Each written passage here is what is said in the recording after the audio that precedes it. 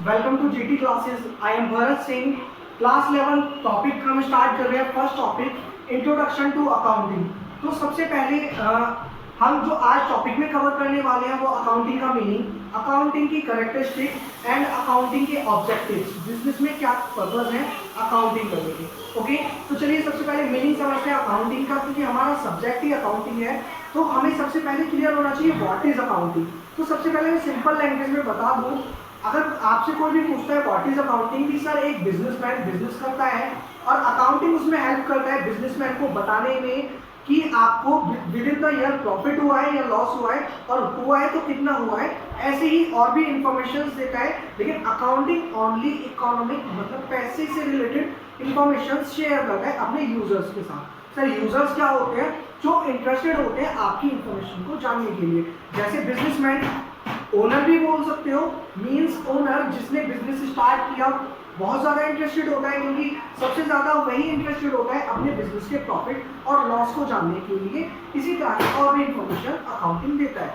और भी यूजर्स होते हैं जैसे कंपनी का मैनेजमेंट हो गया and other users also, further हम डिस्कस करेंगे इसे। Okay, now what is accounting देखते हैं। Accounting is a medium of communication. Accounting क्या है?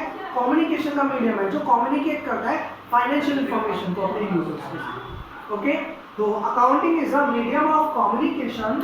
It is called the language of business. क्यों बोला गया बिजनेस की लैंग्वेज? क्योंकि बिजनेस के बारे में कम्युनिकेट करती है, बिजनेस के प्रॉफिट और लॉस को बताती है। ठीक है, okay.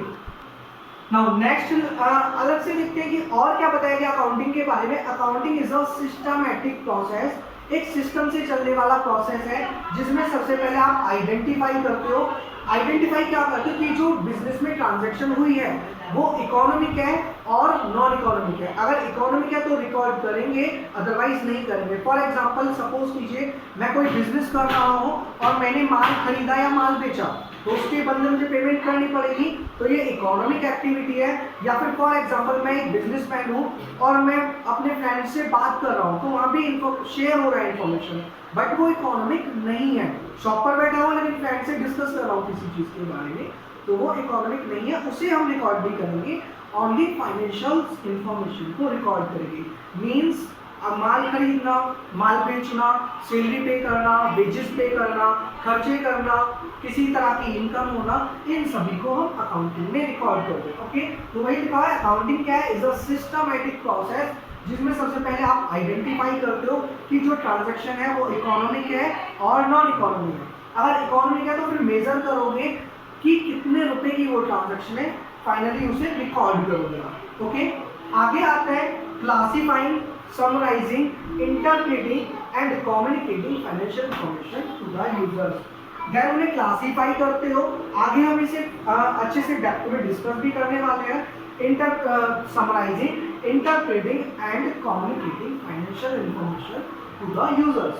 Okay, now it shows the profit earned or loss incurred during the accounting period. Accounting क्या बताता है कि आपको अपने बिजनेस में प्रॉफिट हुआ है या लॉस हुआ है एक साल में, एक अकाउंटिंग पीरियड में। ओके, और साथ ही साथ क्या बताता है, अच्छा बिजनेसमैन ओनली प्रॉफिट और लॉस जानने के लिए इंटरेस्टेड नहीं रहता, साथ ही साथ उसे और भी इंफॉर्मेशन के लिए बहुत ज़्यादा इंटरेस्टेड होता है। जैसे हमारी बिजनेस में असेट्स कितनी है, संपत्ति कितनी रखी हुई है।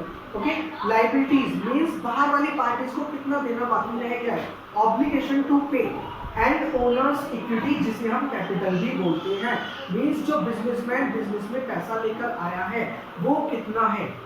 ठीक है, तो और प्रॉफिट और लॉस के साथ साथ बिजनेसमैन किस चीज में इंटरेस्टेड होता है कि बिजनेस की असेट्स कितनी है, संपत्ति कितनी है, बिजनेस की लाइबिलिटीज मतलब बाहर वाली पार्टी को कितना देना रह गया है, एंड ओनर्स इक्विटी जिसे हम कैपिटल भी बोल सकते हैं, मींस बिजनेसमैन ने बिजनेस में जो पैसा लगाया हुआ है वो आज की डेट में कितना है।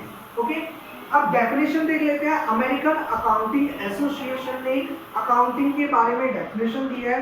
सेम डेफिनेशन बोल सकते हैं, accounting is the process of identifying, measuring and communicating economic information, right, only economic information to permit inform judgement and decisions by users of the information, जिससे हमारे जो अकाउंटिंग के यूजर्स हैं, ओनर्स, मैनेजमेंट एक्सेट्रा, वो एक inform judgement और decisions ले सके। ओके, नाउ अब हम देखते हैं करेक्टरिस्टिक्स ऑफ अकाउंटिंग कि अकाउंटिंग की करेक्टरिस्टिक्स क्या है।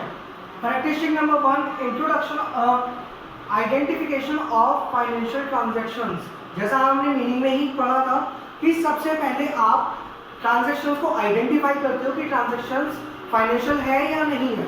Okay, point number 2, measuring the identified transaction. जो आपने ट्रांजैक्शन आइडेंटिफाई की है, फाइनली पता चल गया वो फाइनेंशियल है, तो आप मेजर करोगे कि वो कितने रुपए की है।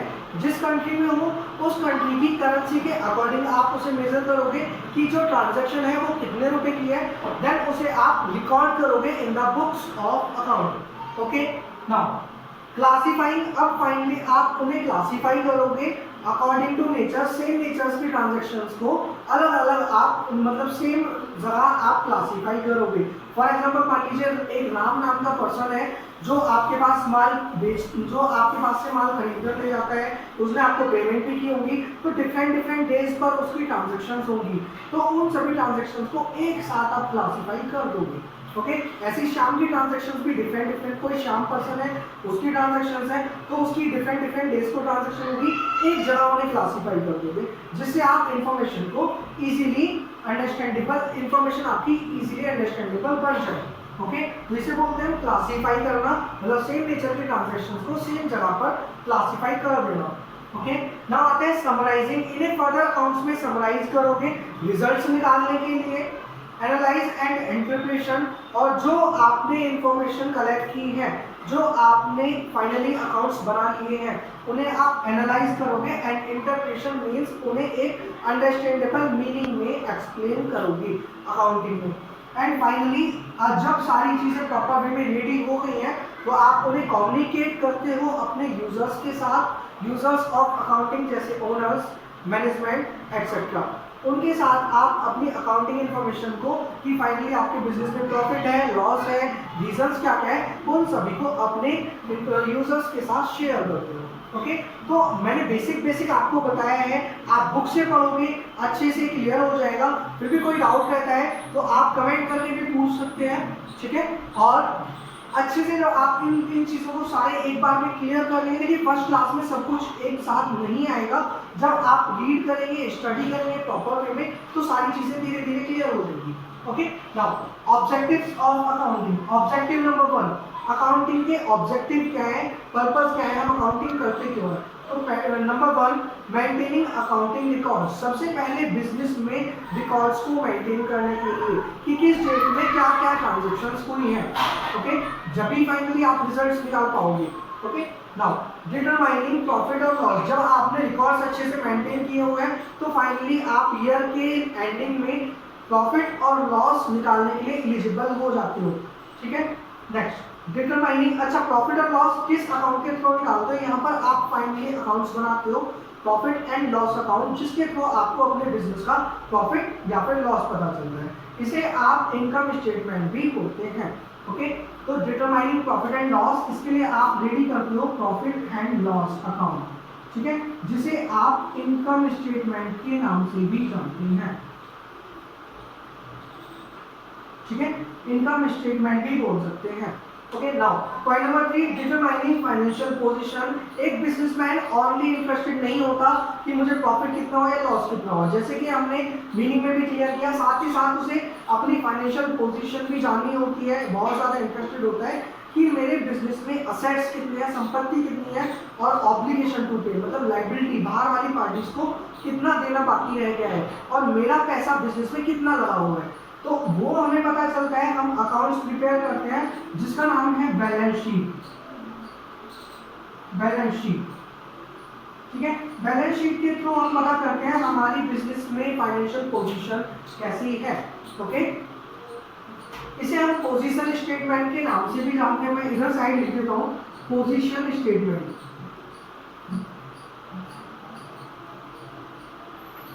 ओके, तो फर्स्ट हमने पढ़ा मेंटेन अकाउंटिंग रिकॉर्ड्स। सबसे पहला अकाउंटिंग का ऑब्जेक्टिव्स है अकाउंटिंग के रिकॉर्ड्स को मैनेज करना, जिससे फाइनली एक डेट पर जाकर हम अपने बिजनेस का प्रॉफिट और लॉस चेक कर सके, जब आपने प्रॉपर वे में रिकॉर्ड्स मेंटेन किए होंगे। तो फर्स्ट ऑब्जेक्टिव क्लियर हुआ। सेकंड में हम फाइनली एक फिक्स डेट को अकाउंटिंग में एक डेट एंडिंग पर हम डिटरमाइन करते हैं हमें प्रॉफिट हुआ है या लॉस हुआ है, उसके लिए हम बनाते हैं प्रॉफिट एंड लॉस अकाउंट, जिसे हम इनकम स्टेटमेंट के नाम से भी जानते हैं। नेक्स्ट हम साथ ही साथ बनाते हैं बैलेंस शीट, जिसे हम पोजीशन स्टेटमेंट भी बोलते हैं, जिसमें हम पता करते हैं हमारे असेट्स कितने हैं, बाहर वाली पार्टीज को मींस लायबिलिटीज हमारी कितनी है, कितना देना बाकी रह गया है, और ओनर्स की कैपिटल मतलब बिजनेसमैन ने जो पैसा लगाया हुआ है मतलब ओनर की कैपिटल बिजनेस में कितनी है। ओके, नाउ पॉइंट नंबर 4 पर आते हैं। साथ ही साथ ऑब्जेक्टिव अकाउंटिंग का क्या है, फैसिलिटेटिंग मैनेजमेंट, मैनेजमेंट को फैसिलिटी देना। सर ऐसा क्या है उसमें, क्योंकि मैनेजमेंट को अकाउंटिंग से रिलेटेड बहुत सारे डिसीजंस बिजनेस में लेने होते हैं कि हमें माल खरीदना है, माल बेचना है, बैंक में बैलेंस कितना रखना है, कैश बैलेंस हमारे पास कितना होना चाहिए, स्टॉक कितना मेंटेन होना चाहिए, इस तरह के बहुत सारे मैनेजमेंट को और भी बहुत सारे डिसीजंस लेने होते हैं, जिसमें आप जिसमें अकाउंटिंग हेल्प कर दे, क्योंकि अकाउंटिंग का आपका डाटा रखा हुआ है कि आपकी इस साल का प्रॉफिट कितना है, नेक्स्ट ईयर प्रॉफिट कितना है, सॉरी प्रीवियस ईयर प्रॉफिट कितना है, जिससे मैनेजमेंट आगे के टारगेट भी सेट कर सके। Okay, now point number 5, providing accounting information to users. जैसा कि हमने ऑलरेडी पढ़ चुके हैं users of accounting. Users of accounting में इंटरनल यूजर्स होते हैं एंड एक्सटर्नल यूजर्स होते हैं। इंटरनल यूजर्स जैसे बिजनेस का ओनर, उन्हें अकाउंटिंग की इंफॉर्मेशन चाहिए होती है, हमारी सेल कितनी हो रही है, हमारे एक्सपेंसेस क्या क्या हो रहे हैं, हमारी इनकम कहाँ कहाँ से हो रही है, हमारे इस साल प्रॉफिट कितना है, प्रीवियस ईयर प्रॉफिट कितना था, प्रीवियस 5 इयर्स में कितना कितना प्रॉफिट रहा, अभी ओनर की कैपिटल कितनी, इस तरह की बहुत सारी इंफॉर्मेशन हमारे यूजर्स को मिल जाती है। यूजर्स कौन कौन होते हैं, जैसे ओनर्स हो गया, मैनेजमेंट हो गया, गवर्नमेंट हो गई, ठीक है, और कंपनी बैंक्स हो गए, ये होते हैं हमारे एक्सटर्नल यूजर्स। जैसे बैंक हो गया, बैंक से हम लोन लेते हैं तो वो भी इंटरेस्टेड होता है, आप ये तो बताइए आपके प्रॉफिट कितने हो रहे हैं, आपके लॉस कितने, लॉस प्रॉफिट हो रहा है या लॉस हो रहा है तो कितना हो रहा है। तो ये सभी अकाउंटिंग के यूजर्स होते हैं।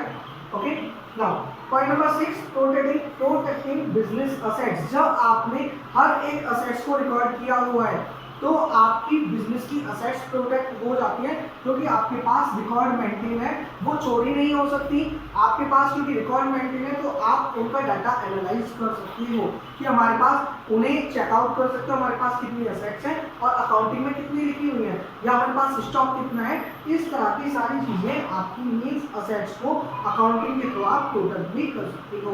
तो ये सभी ऑब्जेक्टिव्स हैं अकाउंटिंग के।